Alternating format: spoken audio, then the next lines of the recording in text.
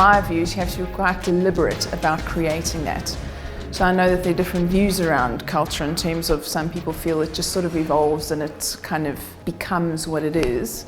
I think you actually have to be quite deliberate about it. Yeah, so I believe there does need to be a focus on culture. Otherwise, everything that you're doing, so whatever you're putting in place, and if I think even of my own space from an HR perspective, you can give people a whole lot of free stuff and you can give them benefits and you can set everything like that up. But if you haven't focused on culture, all of that just falls completely flat because people don't feel and experience what you say they should be experiencing. So when there's a disconnect, once you identify what it is that you want to stand for as an organization, I think if people don't feel it and they don't live it, it doesn't exist. And I think you need to be deliberate to ensure that their experiences along the way with your culture result in exactly that. So I think what's important as well is that you don't focus on it sort of blindly. I think understanding how it does link to business results is critical. And I think one of the many metrics is around sort of engagement and how that translates into what you're trying to achieve as a business. So at Nandos, for example, we don't sort of focus on these things and hope for the best. We look at talking to this and integrating what we do in day-to-day business into sort of our values, our behaviors, what our culture stands for in that. So moving away from sort of big interventions where we talk about culture, we talk about values, or sort of play games in our restaurants every Friday. So we've tried to move away from that and look at things like personal development podcasts, for example, that we make available to all our staff, which talks to our culture, to our values, and starts to ingrain those things quite deeply in the individuals who work for us. So it's about keeping it alive through everything you do within the organization and not just sort of isolating it and kind of saying, well, we're focusing on values. Getting people to say, what does it mean to me? So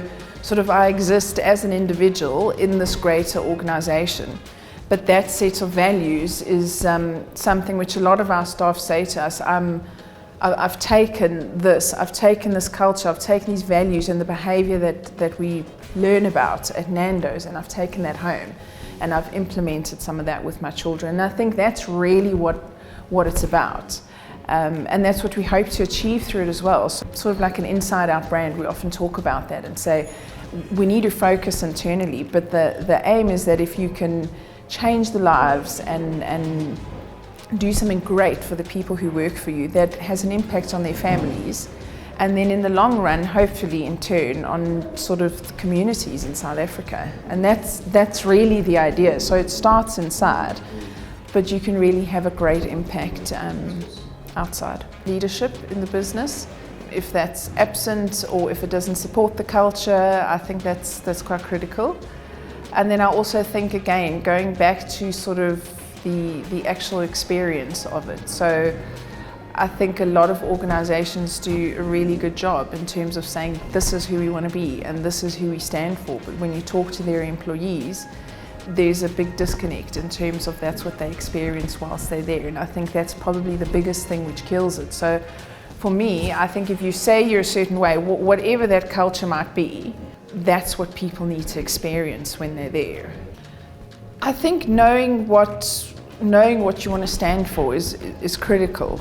And then having this vision that you're able to communicate to the people who work for you, and then also potential people who want to join your organization. I think it's critical to get the vision out there, get people excited about it, because that's where you're going to get the right people in and you're going to get people who are going to thrive in your culture.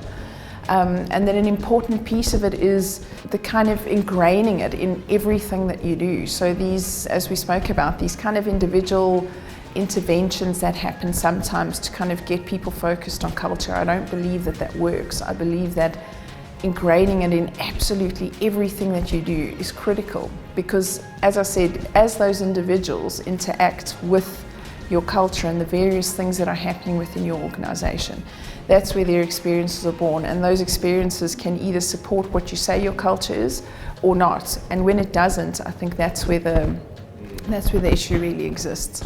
I think there are certain practices that you are able to create a unique experience which suits or fits the kind of whatever it is that a particular generation might be looking for. And I think it's about being open to saying, we don't live in a world anymore in HR where you kind of just do this blanket thing across, for everybody. I think it's about unique experiences as well. And if that sits in many different things, it's generational, it is kind of people from different backgrounds, and it's a whole lot of stuff. And it's about how do you, in everything that you're doing within the space, create something which is unique and special for everyone without creating 100 different processes and practices and that kind of thing. So yes, I do think it needs to be tailored. I do think we need to be aware of who our employees are. So like I say, it's not necessarily only generational, but who's there, and what is it that motivates them? What is it that gets them going? What is it that's going to keep them there? And what is it that's going to give them that unbelievable experience whilst they're with Nandos now, which sets them up for greater things in the future, which has given them something life-changing.